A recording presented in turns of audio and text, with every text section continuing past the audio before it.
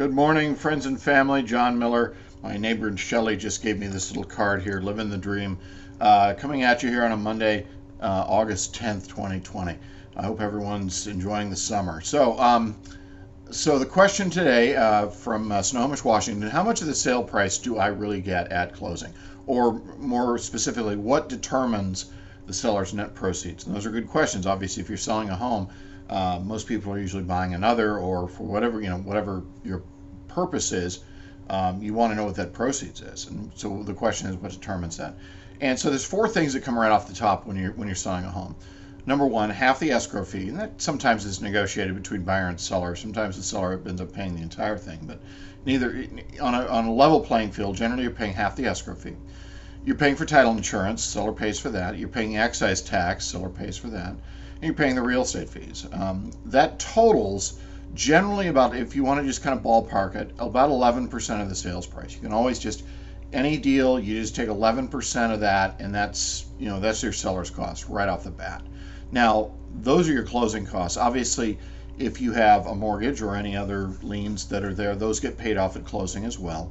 And they can be, sometimes, it isn't always apparent. I just finished a deal where somebody had a judgment lien from years and years earlier. He'd remembered, but he'd forgotten about, and boom, there it is on title, and it, he had to pay it at closing. So obviously, those are things you want to be aware of. Sometimes those liens don't go away. There's sometimes and then after that there'll be an adjustment for property taxes, depending on the time, literally when you've paid your property taxes and the time of year that you sell the home, and any incidental things, whether it's literally the amount of propane left in the propane tank, the seller gets a credit for that, the buyer pays for that on closing. So there's a lot of debits and credits. Escrow will send a estimated net proceeds to you, usually in the week before closing.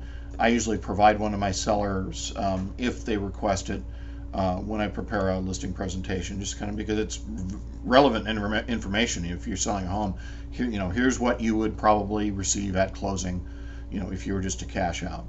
And those are all relevant things. If you have any questions about any of those debits and credits, as it were, just reach out to me, give me a call. Look at that 2.88% on a 30-year fixed. Unbelievable rates. Phenomenal time to buy and sell right now. So if you are looking to make a jump, time's a wasting. Summer is starting to, we're looking more at the end of summer than the beginning at this point. So at any rate, you've got my number. Wherever you are, we love you, and we'll see you next week. Bye.